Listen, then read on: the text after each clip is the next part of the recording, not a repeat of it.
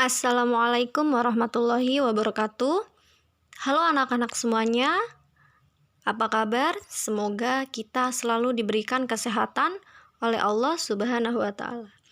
Baiklah anak-anak semua, hari ini alhamdulillah kita masih bisa dipertemukan dalam pembelajaran fikih. Hari ini kita sudah masuk pada bab 4, yaitu tentang sholat berjamaah. Anak-anak bisa melihat pada buku paket halaman 38. Nah, anak-anak kelas 2 semuanya, mungkin anak-anak sudah sering mendengar sholat berjamaah. Karena di sekolah kita pun, di sekolah ketika kita sedang bertatap muka, kita diwajibkan untuk sholat berjamaah ketika melaksanakan sholat zuhur.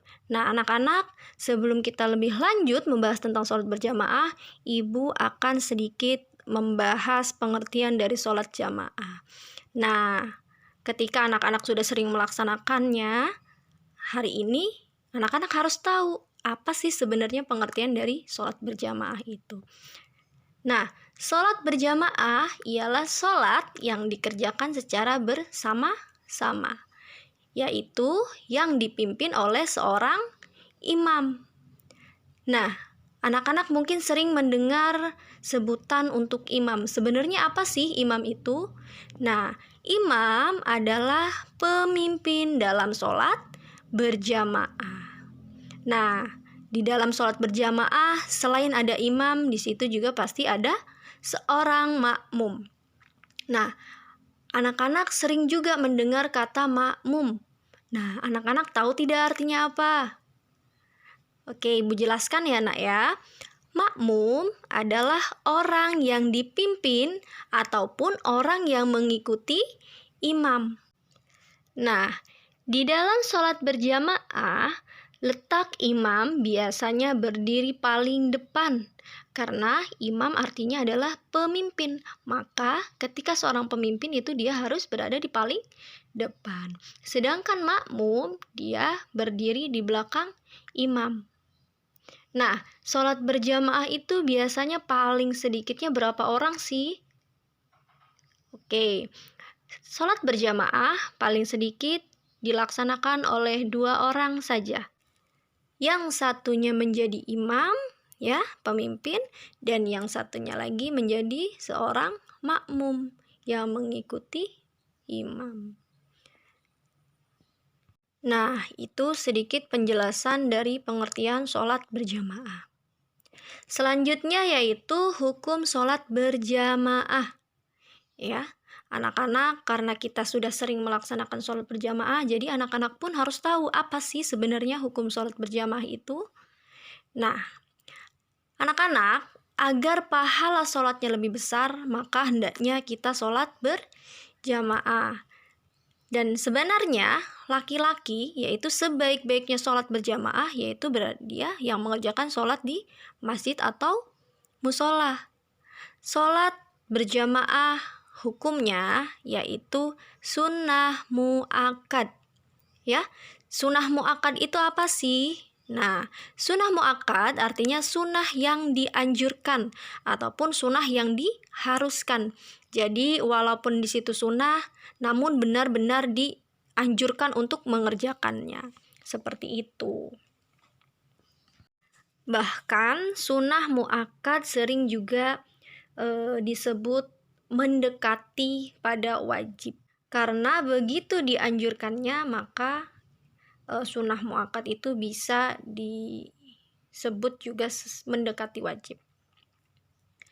Namun ini lebih dikhususkan kepada seorang laki-laki. Sholat berjamaah lebih dikhususkan bagi seorang laki-laki. Perempuan boleh melaksanakan sholat berjamaah, baik itu di musola maupun di rumah, namun yang lebih harus melaksanakan sholat berjamaah yaitu seorang laki-laki. Nah, setelah kita mengetahui pengertian dari sholat berjamaah, begitupun juga hukum dari sholat berjamaah. Nah, sekarang kita akan bahas tentang keutamaan dari sholat berjamaah tersebut. Nah, keutamaan sholat berjamaah yaitu pahalanya lebih banyak dibandingkan sholat sendirian. Ya, seperti hadis Nabi Muhammad SAW bersabda, Bismillahirrahmanirrahim, sholatul jama'ati afdolu min sholatil faddi bisab'i wa ishrina darajah. Yang artinya, sholat berjamaah itu lebih utama daripada sholat sendirian, 27 derajat ataupun tingkatan. Hadis riwayat Bukhari dan Muslim. Nah, dari keutamaan sholat berjamaah tersebut, maka sudah jelas ya anak-anak semuanya, mengapa sih sholat berjamaah lebih diharuskan untuk dilaksanakan, karena memang pahalanya pun lebih besar daripada sholat sendirian. Perbandingannya yaitu 1:27. Nah, anak-anak, ketika anak-anak melaksanakan sholat di rumah sendirian hanya mendapatkan 1 pahala ataupun 1 derajat saja. Namun ketika dilaksanakan berjamaah di musola ataupun di masjid dengan berjamaah, maka kalian akan mendapatkan 27 derajat ataupun tingkatan. Begitu anak-anak semuanya. Nah, segitu penjelasan kita pada pagi hari ini tentang sholat berjamaah, ya, baik itu dengan pengertiannya, hukumnya, ataupun keutamaan sholat berjamaahnya. Semoga anak-anak bisa mengerti apa yang Ibu sampaikan. Jika memang ada yang belum difahami, anak-anak boleh menanyakannya langsung kepada Bu Rahma melalui WA. Oke anak-anak semuanya, terima kasih. Pembelajaran fikih pada hari ini kita cukupkan. Kurang lebihnya Ibu mohon maaf. Sampai berjumpa lagi di lain waktu. Wassalamualaikum warahmatullahi wabarakatuh.